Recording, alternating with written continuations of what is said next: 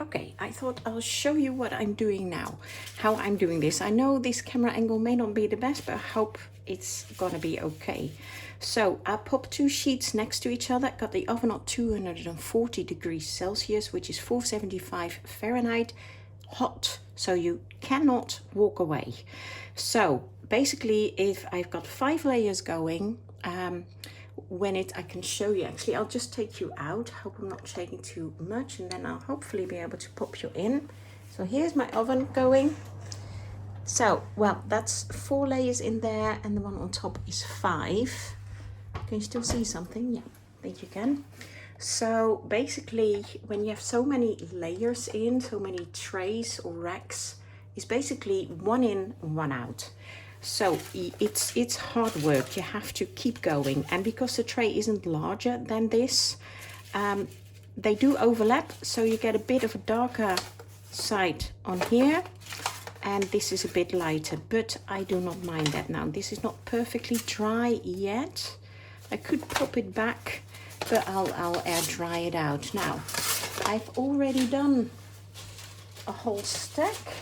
This is the one with the lines from the top rack, and I've got here quite a few that have been in the other trays. So I've been at it for about 40 minutes now, and you can probably see how much liquid I still have left. So what I do is, hope I'm in focus. Let me just see that.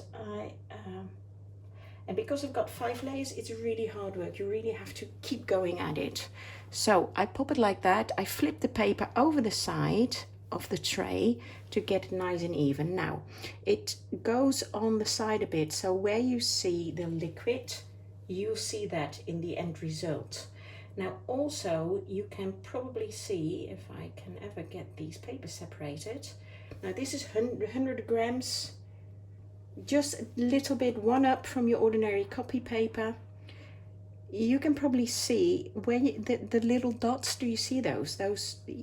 I'm not sure if you can see, but that's where air is trapped below the paper.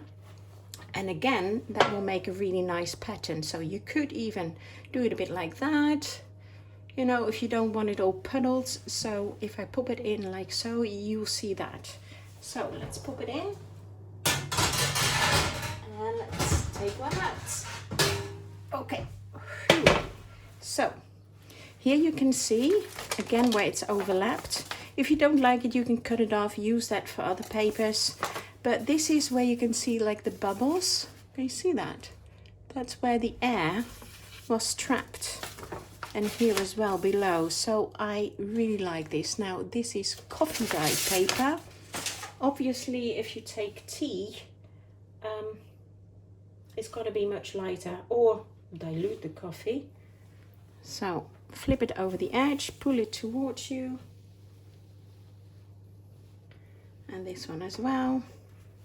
Clean your hands, clean the wall. You do get this everywhere. Make sure you do not wear white clothing unless you like it coffee dyed. So that was this 3rd layer. 4th tray, and I've got different kinds of trays in here. Again, you can see how it is stained. So these are quite grungy. So yeah, if you like your clothes to be coffee dyed or get coffee stains on them, do wear white clothing. But I just happen to wear a black shirt today. So perfect for this process. So here you can see, and it's steaming up because of course the water in here is cold, but the tray itself is really hot. So that's why you get the steam. So this was tray number 4, tray 5. Okay, so here you can see if I leave it in too long, it will burn. That's why you cannot walk away at all when you're doing this in any temperature. So really nice. Just the sound, and the back is a bit lighter. Very crinkly. Some people love that sounds. I never used to, but now I'm okay with it. I don't mind. And of course the what I will do is let them dry overnight under some books. Can you see anything still? Are you steaming up? You're probably steaming up, aren't you? I tried to put the camera in a way where you could still see it. Oh, I think you're okay. You can still see something, can't you? So put that tray number 5. Let the rest at the bottom, tray number 1. Okay, so here you can see these ones I made on this same rack but without this grid. Now this grid actually I got when I was in the UK, probably about 10 years ago. It's a bit hot, but I can just about get it. No, I can't, but you can see it better now. It's hot. This is actually, I got this at the pound store, something like the Dollar Tree in the UK, and it was only £1. And this is actually to put fries on or anything. They would normally sink through your rack. But with fries like French fries, potato chips, however, crisps, whatever, I don't know how you want to call it, they need the air circulation, so you can't put them on the solid tray. So this is great so that they won't sink through, and it is great, I'll show you, for this kind of paper to get these grid lines. And personally, I really like this. So here you can see the grids that are dark, and here it's the dents that are dark. Can you see the little, what do you call them? The deep point. This is the deep point. This is the valley. This is the mountain. If you see what I get, what I mean. So really like that. So I'll make some of those. Need to keep cracking at this before the paper in my oven is burning. Now my paper is all done. Pop some in. Now do keep a cloth handy as well, like I'm here, especially if you're having a white kitchen. But you know, or otherwise your kitchen will be kind of brownish stained after having done this.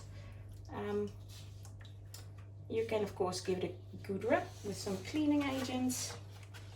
Now because this is instant coffee, you can, I'll probably make this into a separate video, the paper dyeing. You can see in a previous video, by the way, because of the grid, this is going longwise, so you won't, I don't have to overlap these, which is good. So you get a variety of papers, overlapped ones and not overlapped ones. Let's make the puddles go a bit in the middle. What was I saying? I have no idea. Oh, next one out. Second layer. Second tray. What was I saying? Ooh, you hear the sizzle?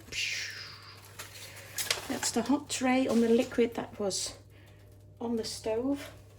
I have no idea what I was saying. Oh yeah, no. Yeah, if you want to know how I made the liquid, this is actually made with avocados, yeah, believe it or not, which didn't do their job, or I didn't do my job. Didn't go pink, it went like a bit vintagey brown. Fine color, dyed some laces with that, but the paper, the leftovers I wanted to use for papers, and it was too light. So this is second tray, third tray. You see, it's in and out. So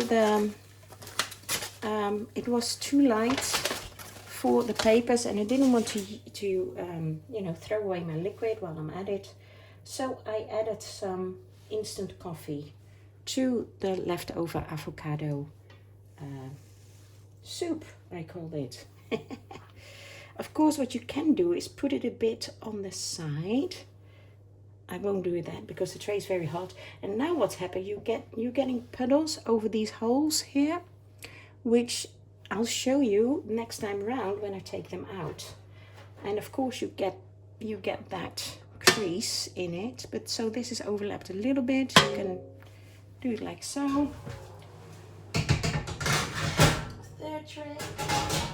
Oh, fourth tray, and my glasses are getting steamed up as well. You see? Oh.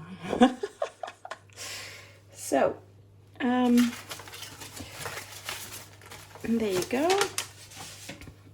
So, oh, papers. Now you can put a whole stack in there, but I don't want to take too much time doing that now. Plus, this paper really soaks up the coffee stain very well, so they don't need to be in that long, since it's the instant coffee is quite a bit in there. Don't ask me how much, don't know. Just actually put water in with the leftover pot I had in here. There's still some water in there because it was all stuck together. I've had it for so long. I don't drink coffee at all, so I had only bought it for this purpose. Okay, last one in, and then I need to keep cracking, otherwise my papers will burn in the oven. So this is really because I have 5 layers going in the oven. This is a sweaty job, like you just saw. My glasses steam up every time you open the you can put this on the side as well, get a different effect. Every time you open the oven, of course some heat will escape and it will hit you. So it's a hot 4, yeah, 5, this is at the bottom. It's a hot and sweaty job. This has been in long, just about, see, almost burning. Oh, this is really nice. I like this. Really like this. So I'll just take you one more round, like here. So now I pop it on the sides, and that goes in the oven. When you don't go over it, that goes in the oven fine. So let's do that here as well, and you get the imprints of that. Let's move the liquid around a bit. Of course you can, you know, if this is too much, let's do that. Let's drain it back. Oh, okay, half of it went on the floor. Well, that's good going, then. Good going. So now you've got less of the stains, because all the stains are on the floor now, which is good. Okay, tray number 1. Is it done? Well, there's a bit of a puddle. Let's pop it back, so have a little bit of time to clean the floor, because as you can see here, that my floor is white as well. Or creamy. Not great for doing these kind of things. So, clean floor. Let's clean this. Now, the top rack no, I'm not gonna cook. Okay, that will switch off by itself. Now, the top tray is hottest, so I need that to be in a bit longer, but this is the second tray, which I actually put in later than a top tray. Is it done? No, it can stay in a little bit longer. Let's take them apart so it dries better now. Okay, let's take that third tray to show you. I'll pop this back because it's not done yet.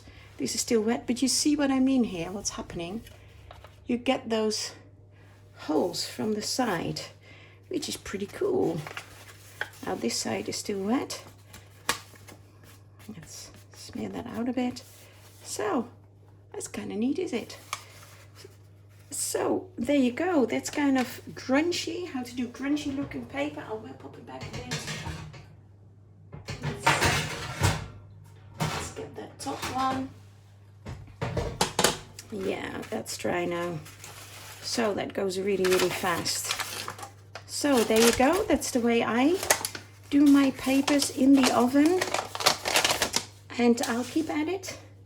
I can show you the stack I have. Oh, sorry about that. Here. Those are the ones with the lines. And the grid. Oh, got some of the grid on here as well. Light grid. And this is already what I got so far. Lots and lots. So, I'll have loads. And I'm still not done yet. So I'll keep at it. You have fun. Thanks for watching. And See you again another time. Bye bye.